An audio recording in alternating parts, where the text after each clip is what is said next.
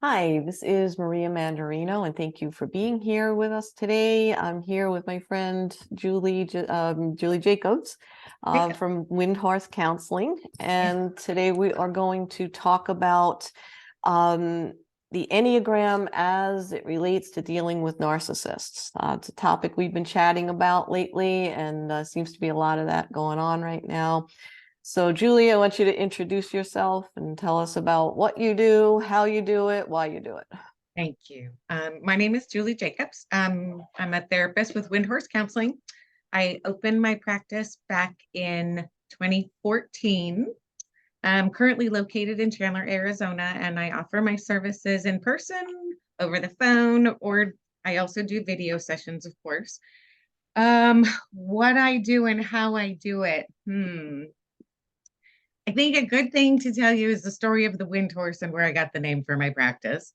And the Eastern traditions, and wind horse comes along when someone is struggling and helps carry them on their way until they can carry themselves. And I feel like that's what I do. And I use a lot of different methods. Could be the ADHD, could be, I don't know. There's lots of different methods that work. Also, not everybody wants the same. So I do work differently than probably most therapists. I do some energy work, I do intuitive work, I do sand tray, I'm trained in EMDR, I have some training in play therapy and art therapy. So I get to meet my clients wherever they are, hold the space, and help them figure it out. Yeah, and you do it beautifully. So, Thank you. yeah, Thank you. yeah, I do love what I do. yeah, yeah. It shows. It Thank you. shows. So, most of you, if you've been watching, you know what I do: spiritual director, Enneagram professional, and also an acupuncturist. So it's kind of a separate thing, but in the clinic, I do bring this stuff together. But online, I do it in spiritual direction and kind of work in the intuitive space as well as a spiritual director. Sometimes I'll also bring in some astrology and we look at the overlap. I'm big on looking at the overlap and patterns to help people go deeper and figure out where their options are energetically in their pattern of the Enneagram and their astrology as well. So I think we always have options. Um, Today we're going to we're going to start with Enneagram Type 9. So the peacemaker, the person that wants to create harmony and easy relationships. So I thought what we would talk about first is let Julie lead with when we're dealing with a narcissist, it's not always just easy and you can't just apply what you pick up in a YouTube video. So I want you to talk about that and Sure. things to look for. Right. So, I guess Maria, would it be helpful if I read the definition of a Yeah, narcissistic personality that would be disorder? great. Yeah. Okay. Yeah. So it's a pervasive pattern of grandiosity in fantasy or behavior, a need for admiration, lack of empathy, beginning by early childhood and present in a variety of contexts, as indicated by five or more of the following: grandiose sense of self-importance, preoccupied with fantasies of unlimited success, power, brilliance, beauty, or ideal love, believes that he or she is special and unique and can only be understood by or should associate with other high special or high status people. They require excessive admiration and have a sense of entitlement. They are interpersonally exploitative. They lack empathy. They are often envious of others or believe that others are envious of them. And they show arrogant, haughty behaviors or attitudes. I just can't help but think about people in power Mm, yeah. when I read those. Yeah. So, now you have to have five or more of those in order to be considered someone with a narcissistic personality disorder. Mm, It's not that common, right? Out in the real world, there's not millions and millions of people who have the narcissistic personality disorder, mhm. but there are lots and lots of people who have the narcissistic traits. Right. And so I just like to say that because I feel like the narcissist term has become quite a buzzword lately. Yeah. And anytime someone does something to you that you don't like, they're not automatically a narcissist. Right. And it's that lack of empathy that is really important. Mm-hmm.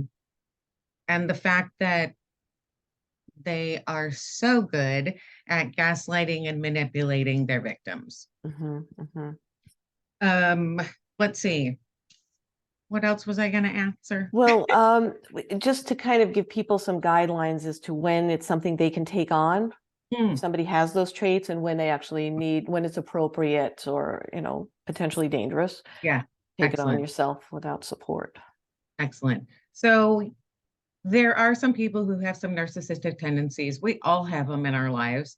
And we know where we can push and where we can't. People who have those sort of tendencies aren't always in every aspect of their life a narcissist, right? So if you're involved with someone who tends to be sort of narcissistic at work, if you don't work with them, it maybe doesn't affect you. Mhm. And maybe they're not like that at home. Maybe that's something they need to do for their job, kind of thing. Yeah. Now, someone starts gaslighting you and manipulating you and making you think you're crazy. That's something I would definitely pay attention to. And that's something where I would definitely reach out for help. Yeah. And that help can be therapy, it can be spiritual direction, it can be looking at overlap with all of the good stuff.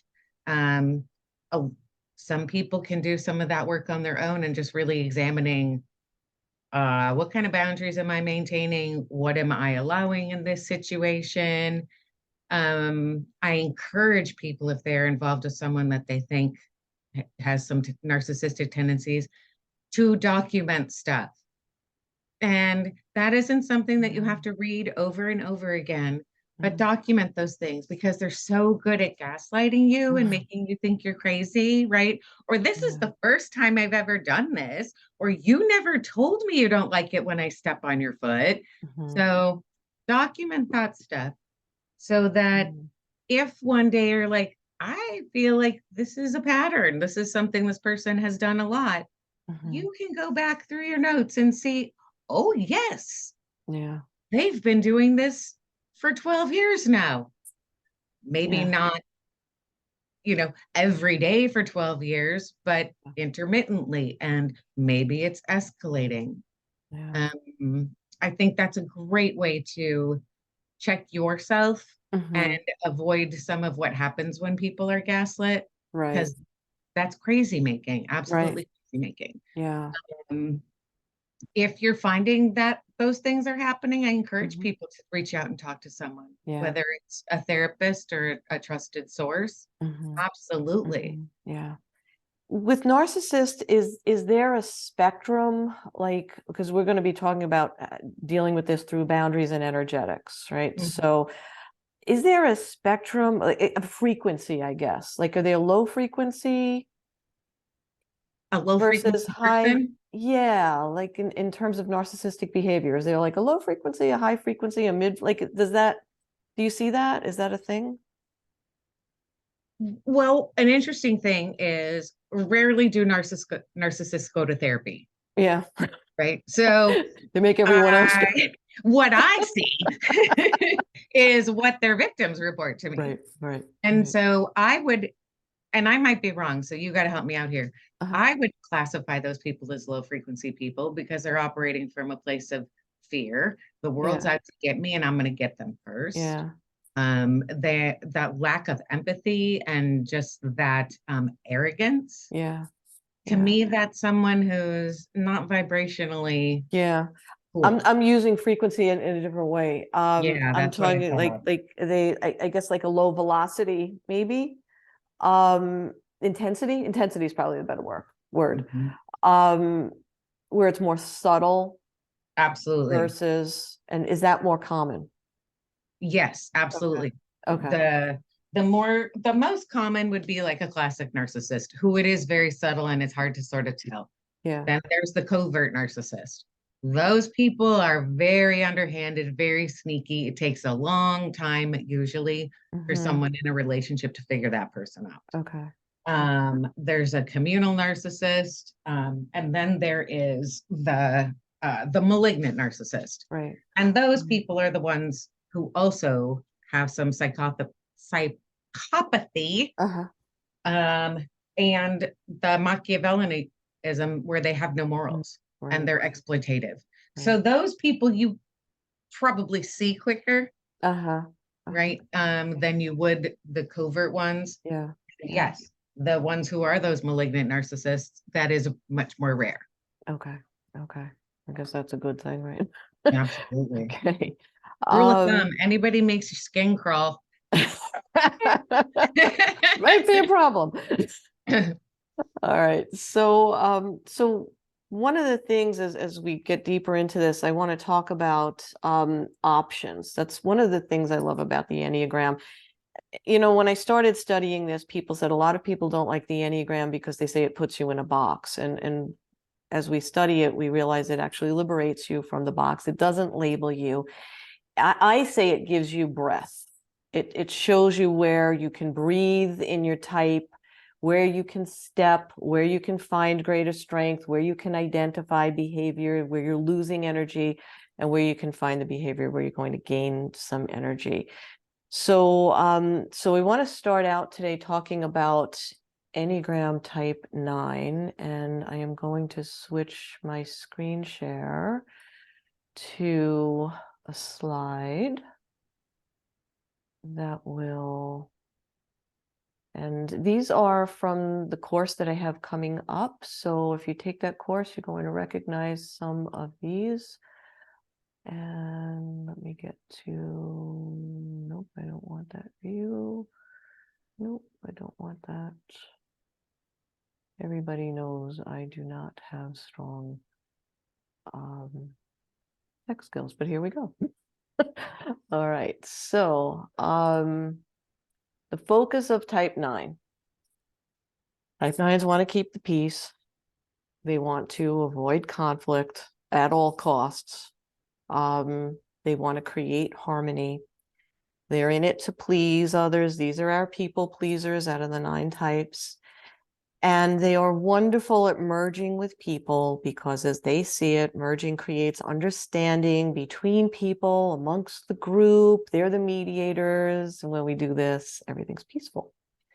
And they focus on being a reliable and predictable influence, right? So when you're dealing with healthy people, that's a beautiful world, right? So, Julie, I'm going to turn it over to you and how you can see all of that backfire. Oh no, it's awesome. Only, right? So that's wonderful on the high side, right? Yeah, That we're working to avoid conflict, that we're working to create harmony, yeah, um, merging with others, creating understanding, all good things. But when you're doing it at your own expense, mhm, or when it's crossing that line where no, I chose to allow everybody to walk all over me because that made him happy and that's yeah, fine. Hello, victim. yeah, Here comes your narcissist. yeah, yeah, Right? So yeah, I was telling you before, in looking at this, it's just like, whoa, pick me. Right? Because there you yeah, go. Someone who wants to keep the peace is very easy to yeah, manipulate. Someone yeah. who wants to avoid conflict is not going to enforce good, The clear personal boundaries. boundaries. Yeah, yeah, Um, Creating harmony, pleasing others, because that narcissist will tell you, nobody understands me, nobody makes me happy except for you. yeah, And so hook, line, and sinker, right? yeah, yeah. Um, They're engaged. That's what they want, is to be engaged. The 9. They want that 100%. connection. So Uh-huh. it could be scary. Yeah. Yeah. I had a professor who said, um, the heart of a narcissist is a wounded child. Oh, wow. And if we look at that narcissist as a wounded child, there's a few of these Enneagram types who are going to go be drawn to them, right? Yeah. Because Mm, I could fix them. I can make them happy. This is Yeah. someone who doesn't want conflict, Hmm. obviously, because they're just Yeah. this little wounded child. Hmm. And being Yeah. that reliable, predictable influence is so great for a wounded child, a wounded animal, anyone. Right. Right. Yeah. I can care for you. I can. Mhm. Yeah. Yeah. Yeah. And as you had said before about the narcissists, most of them being subtle, right? Hmm. Is it doesn't start off Hmm. big. It's Hmm. little things Yeah. along the way. Yeah. Yeah. So with the nine, I guess some of the things that might hint if you lead with nine, if you're in a relationship with someone like this, and you start to notice that you're feeling lazy, unmotivated, you're narcotizing, so maybe eating bad foods or sweets or alcohol, whatever things kind of help you check out, and you're falling into the low side of nine, which we call sloth in the Enneagram. um But they're that so can, cute. what? But they're They're, so they're cute. so cute, right? And that's the thing about nines. Like, they're sweet. Like, we Uh-huh. love our nines. We want our nines. We want our They healthy don't sneak nines. up on us and No. surprise us. They're not in a big hurry. Yeah, yeah. So yeah, but if you're going into that sloth-like behavior where you're just checking out, that can be a signal if you're dealing with somebody like this, that you're going to the low side of nine. Why? Because what's happening? They're taking your energy, right? So I'm going to switch over to a different slide. This is also from the course, and it's going to show you our options. So, and I am of the belief that you can see that, right? Yeah, I The can. Enneagram map? Okay. So I am of the belief that, so there's a stress type and there is a security type in the Enneagram. So we've got our nine up here, right? This is kind of like basically where you live as a nine. And then we have this line to six, and we also have this line to three. So what the Enneagram teaches is that line to six is where we go when we're stressed, and the line to three is where we go in security, when we want to attain something, we want to achieve something. I don't believe it's as black and white as that. Um, I don't practice my own Enneagram type that way, and I don't encourage the people that I work with to work it that way. I think for as long as we're conscious, we have choices, and there's a high and a low to every number, every one of the nine types, right? So we could go to the high or the low side of nine. We can be that peacemaker and be aware and have good boundaries, which is tough for the nine, right? Because it's just not who they are. Um, and we can go to the high or the low side of six, which is the loyalist, which can be, the low side would be digging in. The high side would be seeking fairness. So we'll talk about that in terms of narcissists. But and then three is the performer, and the high side of that is being solid in what you bring, what you bring to the so-called stage, right? Or the low side is just tap dancing until you figure out who you want them, who they want you to be. So we have choices in those three types, in the nine, the six, or the three. So, loyalist can be loyalty to yourself or the others involved with the narcissist's behavior, who's being affected by the gaslighting. The three can just be an awareness of not performing for the narcissist, not trying to adapt to what they're looking for you to be, because that's the low side of three, right? So we want to go to the higher side of your power and standing on stage and delivering, I'm going to say, delivering that boundary. So what can that look like, Julie, from your perspective as a therapist? Oh, I'm going to need you to rephrase the question. So going into either the high side of the loyalist, Mhm. and I guess assuming that you're in a group dynamic on that one, um, and your loyalty to the group, because so sixes are also about safety and security. So I would think the high side of six and dealing with a narcissist could be, how am I going to create a boundary that is focused on safety and security for myself, but possibly for the tribe, whether it's a group at work, whether because if the group at work isn't all safe, I'm not safe, right? So that's how the six thinks.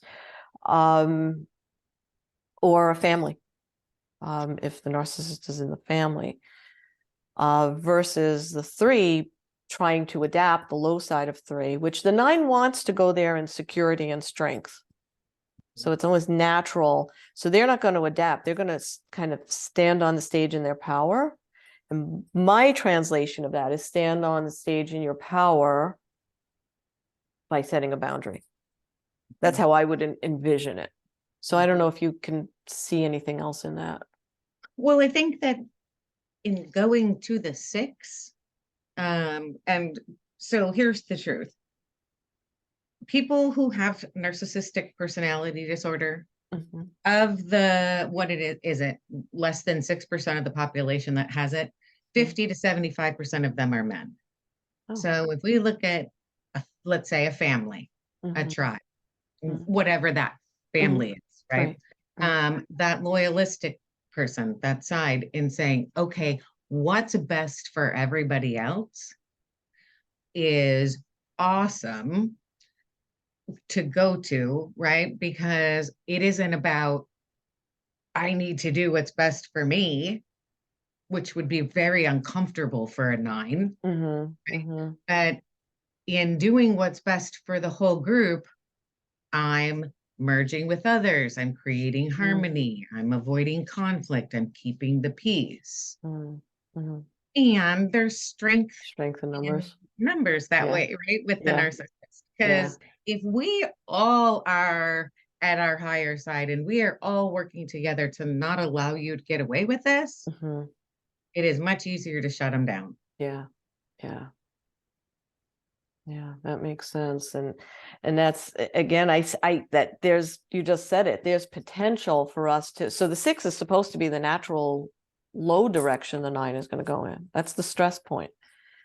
But you just illustrated it perfectly. It's like, that wouldn't that be comfortable for the nine to consciously say, yeah, well, I could go to the low six, or I could work a little bit, get a little uncomfortable, figure out how to do this, and find strength in numbers so I don't feel like I am creating disharmony, because the last thing they want to do, right? And they want to protect the tribe in that six mindset. So that I could see that. And I think that's where, so can anybody just do that? Grab an Enneagram book? Yeah. But that's kind of where I try to encourage people when I work with them. It's like, but you can, I know, like your inclination is to go to that low six, but what would it look like if we expended a little extra energy and reached for the high point? Because we're not reptiles, right? We don't just Right. react, we have choice, conscious choice.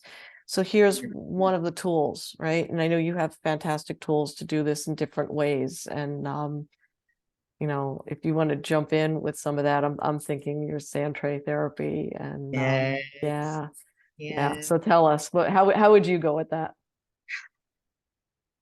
It's a tough one because I think that there's a lot of factors to consider too, right? Mm, And in my head, one of the factors is safety.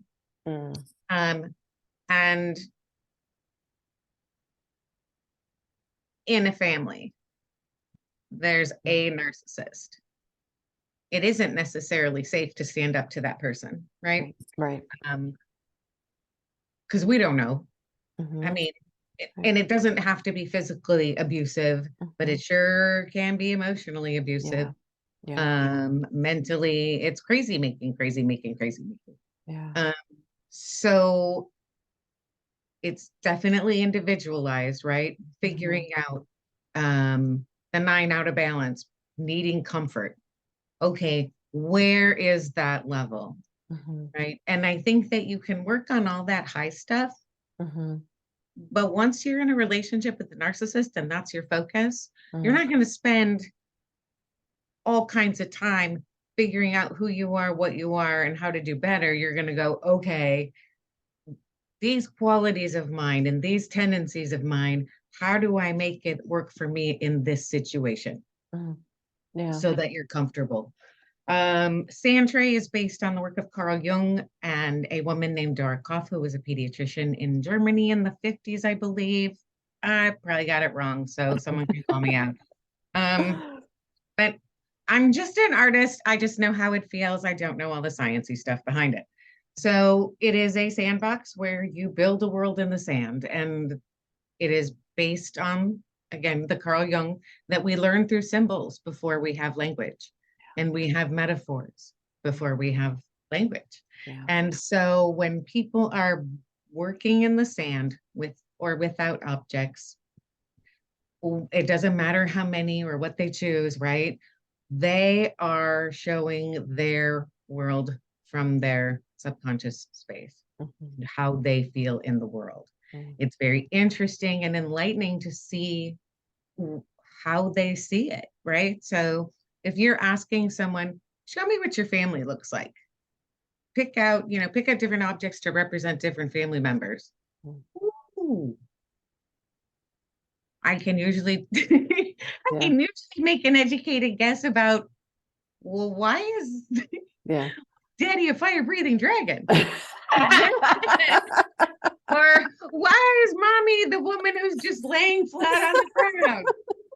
And why are the kids, the faces, they're all going, Yeah. Yeah. right? Yeah. So Yeah. it is a very cool way for people to really express how they really feel about something. And a lot of times when people are doing that stuff in the sand, Mm. they don't know what they're saying until we've worked through it and processed it. And it's like, oh, Mm. oh, Mm. right? Because where you put the things in the sandbox, how, the heights and how you put those things in there. Yeah. Um, it's pretty remarkable. I think it's a wonderful tool for everybody. It's great for kids because kids don't want to talk always. Yeah. But what's really great for adults is because they're coming at a different space Yeah. and they have no idea what they're doing. It can be Mm. huge insights. Yeah. And that's how I got into it to begin with. Yeah. Yeah. Yeah. So I mean, it's another way of showing people where their choices are, I would think. And Absolutely. yeah. Yeah. And I'm sure it's a way for people to see their highs and lows Mm-hmm. in their types, right? Yeah. Yeah. Yeah. So the 9 going to 3, 3 being the performer, the Mhm. achiever, and they do that easier in security. But again, I think it's also possible for them to go to the low side of that, which is the chameleon would be the low side, and adapting to the manipulation Yes. of a narcissist. So being aware that you can do that low side thing, but it's the energetic freeway of this line here, right? If you just kind of see them as roads, the energetic freeway will take you easier to the high side of 3, which is the achiever, the performer, less focused on the adapting, but more on standing on stage in authority. So I don't know if there's anything that you want to speak to about that type The of only thing I energy. would say about that is if you notice that you are on the low side of 3, Yeah. you have set yourself up perfectly to be a victim. Yeah. Yeah. You just gave away all your Your power. power. Yeah. Yeah. We'll talk about that more when we actually look at type 3 itself, because Yeah. that's a minefield. Uh-huh. Yeah. Yeah. Uh-huh. Yeah. I would say the most susceptible, probably 9s and 3s. 1s, it can be. It can go either way. 5s can get sucked in. I think 4s can get sucked in. Theoretically, any of the 9 can get sucked in easily, but again, looking at that 9-6-3 triad, which is what we're looking at today, there's definitely potential to, from my perspective, lose your energy. When you lose your energy, you lose your ground, and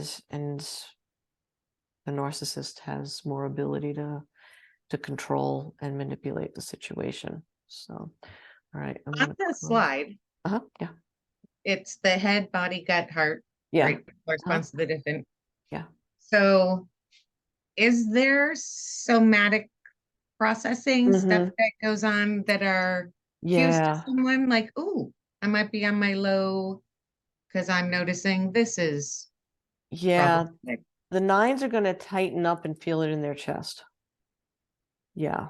Okay. They're, I think we all brace. That's to me, as an Yeah. acupuncturist, that's just a stress response, and how, where it goes next tells us more. But for the 9s, it's going to just be not in the heart, because they're a body type, they're not a heart type, but it's going to just, they're not going to, they're going to stop breathing, basically.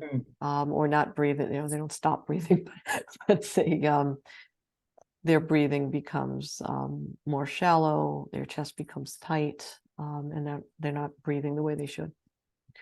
So yeah, that would be a definite signal.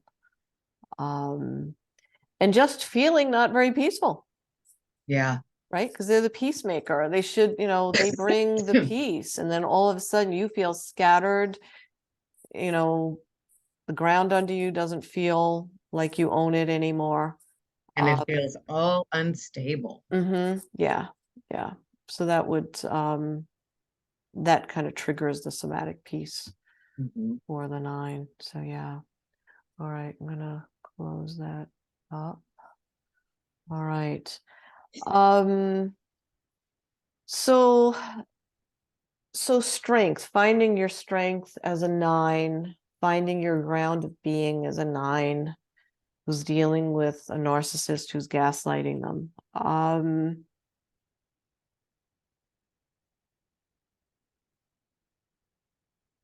Boundaries, right? So if it's all about energy and boundaries,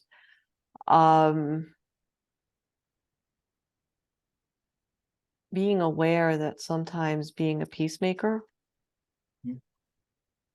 is not peaceful. 100%. Yeah, yeah. Um, and sometimes, and we talked about this in our training, because I was in a group with a group of 9s, and I lead with 5, and I have a couple of 9s in my life, and I said, that thing that 9s do, that going away that they do, they just kind of check out. It's that narcotization. They just disappear, whether they do it with a substance or they just kind of check out emotionally. It's one of the most violent things you can do in trying to not make waves and trying to be peaceful. By checking out, it's one of the most violent things you can do. And it's where you will definitely lose your energy in a relationship like this. So being aware of what you're doing, why you're doing it, and how to redirect it will definitely be helpful to the 9. So, Julie, you have anything to add? Oh my goodness. There was a million things that came. If the 9 checks out, Uh-huh. yeah, 100%. Mm-hmm. There, it continues, right? Right. And they check out because they just want stuff to be peaceful and all of that. However, when you check out and the other person is Mm-hmm. being ignored is the worst punishment, right?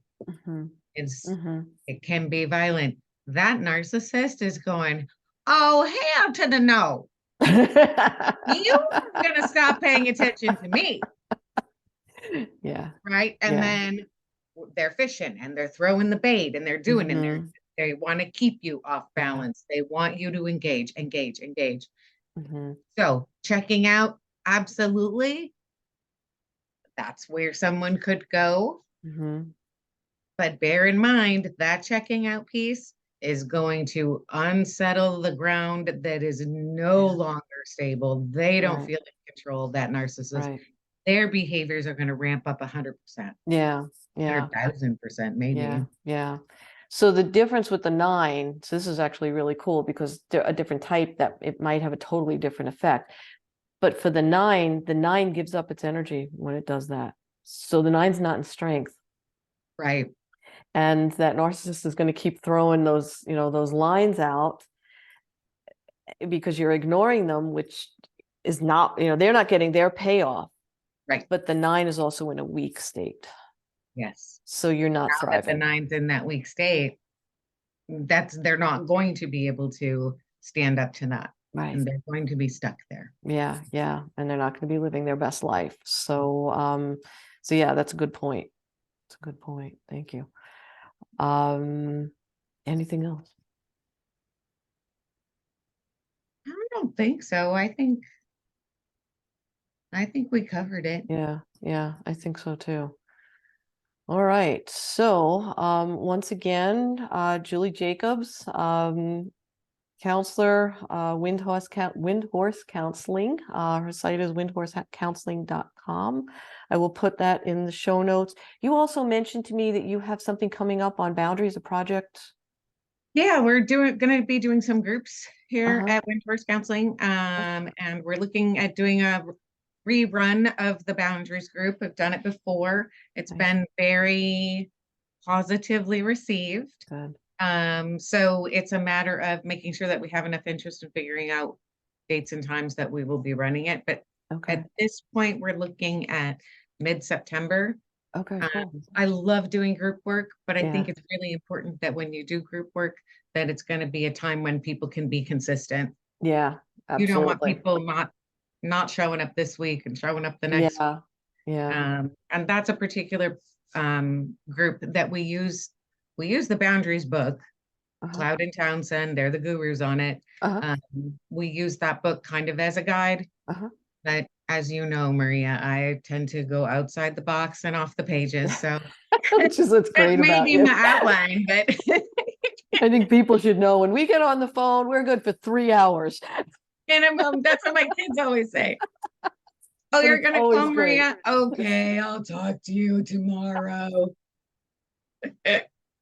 Yeah, no, you're super creative and just, I love that about you. So yeah. And so this boundaries group that you're doing, is it so many weeks or like how is it structured? It is structured to be about 6 weeks. Okay. Okay, cool. All righty. So, and they can reach you through the website to get information about To the that. website or my phone number, which is on the website, Okay. 480-459-9994. Okay. Yeah, or absolutely. The website has most of the info there. Okay, cool. All righty.